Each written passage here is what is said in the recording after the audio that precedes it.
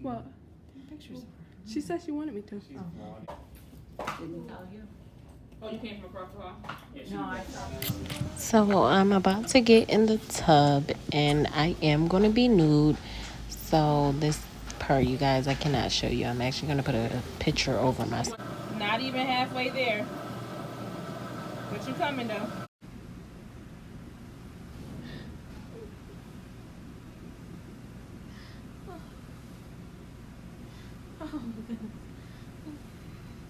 Taking it like a champ.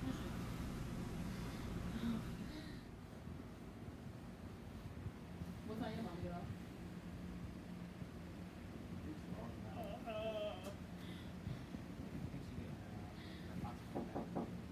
Come in. Hello. Hello. Okay. 6. What dance? The one that they changed. 5.5. Is that her moving or that you breathing, Shay?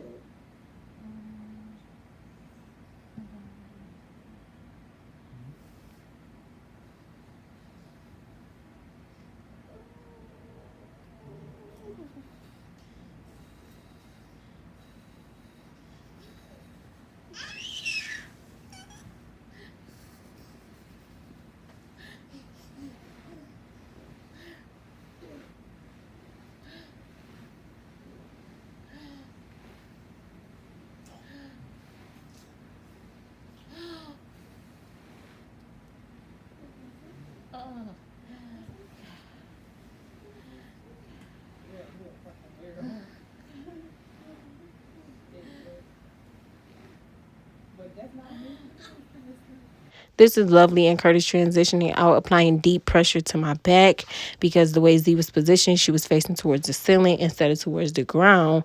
And so most of my contractions is in my butt and in my back. At this point, they did break my water, so my contractions have stopped. Hence why I'm going to try bouncing on a ball to get the contractions to start back up. But that ball is the devil. Those contractions was killing me when it came. Y'all recording?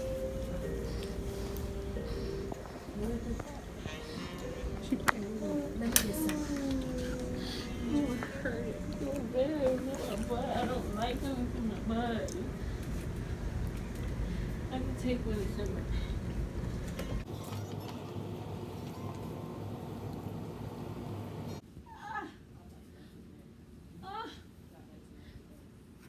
Fuck. Fuck, you in the wrong spot. It's down. Oh. It's down. Oh.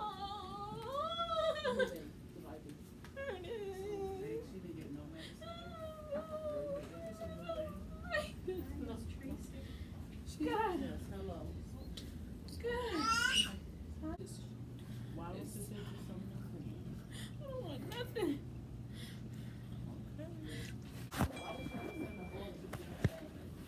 Well, that was.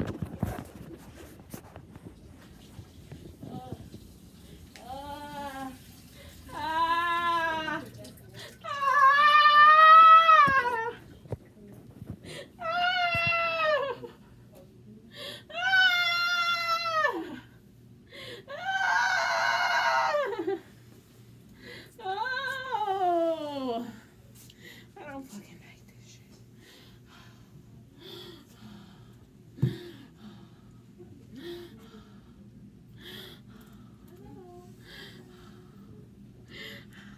Oh, is he Dookie?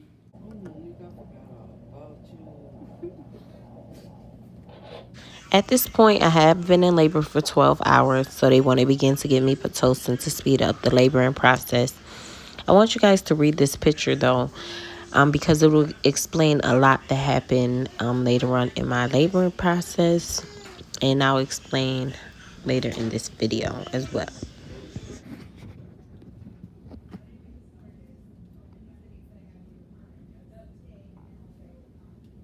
So like I told you guys in the video, to pay attention to the side effects of the Pitocin, correct? And as you read, if you give the mother too much Pitocin, one of the side effects is that the baby will not have enough oxygen. She didn't have enough oxygen. I'm concluding that it was the Pitocin. That's my conclusion.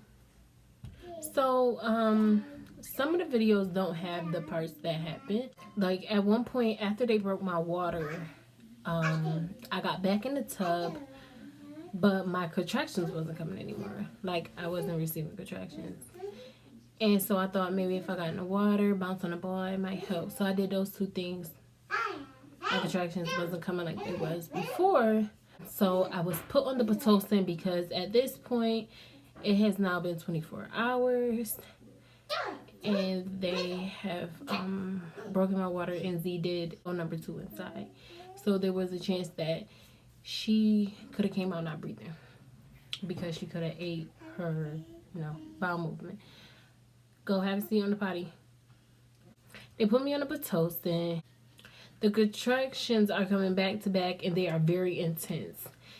And, I'm with my nurse and my family, and they're trying to coach me through them. They are horrible. Like, it was horrible. I can't even explain it. Like, a pain I've never felt. Like, before in the beginning, when my body was having its own natural contractions, I would have a point after one contraction where my body would loosen up and, like, relax. But the contractions with the Pitocin was back to back. So there was no relaxed moment. There was no moment to calm my body down. My body was like constantly very, very tense. And so I just remember doctors rushing in and saying, turn her on her side, turn her on her side. And so I'm mid-contraction, so I don't want to move. Like, when you're having a contraction, you don't want to move. You don't want to breathe. Like, my sister was not lying. So I'm like, I'm in the mid-contraction. And she was like, I know, honey, but I can't. Like, you have to turn on your side. So I turn on my side, and, like, the room goes silent. And I'm like, what the hell is happening? So it was like, put her on all fours, put her on all fours. So I get on all fours. They put an oxygen mask on me. I happen to just be able to look over my shoulder and see my mom, and she's bawling. So I'm like, what the hell is happening? Like, what is happening? Like, at this point, I'm so tired because it's 24 hours. And mind you, the night before, I was having contractions the night before, like minor contractions. So I couldn't really sleep that good. So it's 24 hours that I've been up plus some. And I'm tired. And so I'm not really my emotions aren't really that heightened at this point. So I'm like, oh my God, why is my mom crying? Like, what's happening? And everybody's just silent. Like, they're waiting on something. I'm like, what the hell is we waiting on? So I'm just sitting there, on all fours or whatever on the hospital bed. I guess everything calmed down. So they put me back on my back, like laid me back on the bed, and the doctor began to talk to me, and she's like, well, her heart rate is dropping like extremely low, and we don't want to quite talk about a C-section yet, so we're going to give you, a chance to try to see how this goes. And I'm like, okay, yeah, because I really want to have a natural birth. I gave them my birthing plan and everything. I had a birthing plan. I wanted a natural birth, period. She's like, okay, some time go by. I'm going through the contractions again. It's getting worse. They rush back in. This time when they rush in, they're like, we have to take her to surgery right now. Like, no talking about it. She's going. So Curtis is like confused. I'm confused. Everybody's confused. Everybody's like, what the hell? Like, she's about to go to surgery like right now. I'm just like, I'm shocked. I don't know what the hell is going on. I can't even think straight. I'm so damn tired. Like, I can't think straight. So I just remember seeing Curtis and his mom before they rushed me out. I remember being in the hospital OR, the emergency OR, and they were putting like a oxygen mask on me, and he was like, okay, I'm gonna put you to sleep. And I'm like, no, I don't want to go to sleep. Like, I don't want to go to sleep. She was like, she doesn't have to go to sleep. And so I'm like, what the hell is going on? I don't hear my baby heartbeat on the monitor at this point, because you know, you hear it throughout your whole labor, and I'm not hearing her heartbeat. So I'm like, oh my gosh, can we just wait till we go back up? Because obviously it went back up the first time. So I'm like, can we just wait and see it? I'm talking to my midwife, like, can we just wait and see if it goes back up? And she was like, I don't know. And they're prepping me, like, they're prepping me while I'm talking to her. I'm on the table, like, they're prepping me for the surgery. I was like, please, like, please. So she's like, okay, we'll give it like 2 more minutes. So her heart rate goes up. It doesn't go too high, but it goes back up from extremely low. So I'm like, okay. I get back to the room. We're going through the contractions again. She's talking to me this time though, and she's like, you have to really consider your child over your birthing plan. Like, we know you want to go natural. You're 8 centimeters. You did great. Like, wait 1 second. Before that, though, I skipped the part. Before that, like I said, Z was not positioned correctly. Like, her face, it was towards my butt instead of towards the ceiling. So, she wanted to go in and turn her around. She felt like maybe that would help relieve some of the pain of the contractions. And maybe that was part of, like, why she wasn't breathing correctly or getting enough oxygen. So she goes in order to do that though, we had already had a conversation about the C-section, right?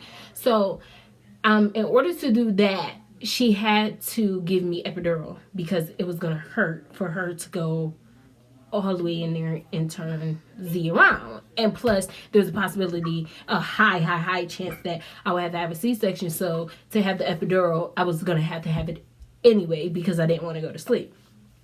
So at this point I'm mad, you guys. I'm not gonna lie.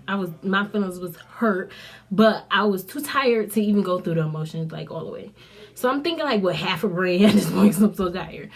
So she gives me the epidural, she goes in, she turns Z around. The stubborn child that I have, you know, she turned her stuff right back.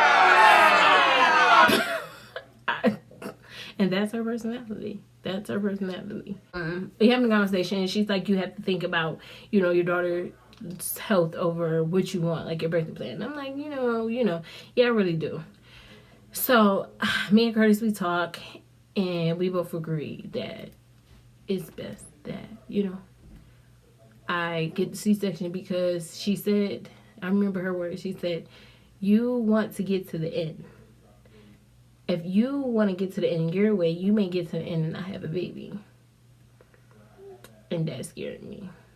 So I was like, okay, let's do this. And so, you know, they asked me about my wishes, and I did wish to not have a blood transfusion because I don't believe in that. But they are prepping me for the surgery, and I have to have the oxygen mask because I guess the more oxygen I have might help her to have more oxygen. And that's the video you guys will see right here. Hi, Z. It's your mom. Your dad. And we waiting for you. How's it going? We're the anesthesia team again. Hi. So we want to talk to you about your wishes. Just make sure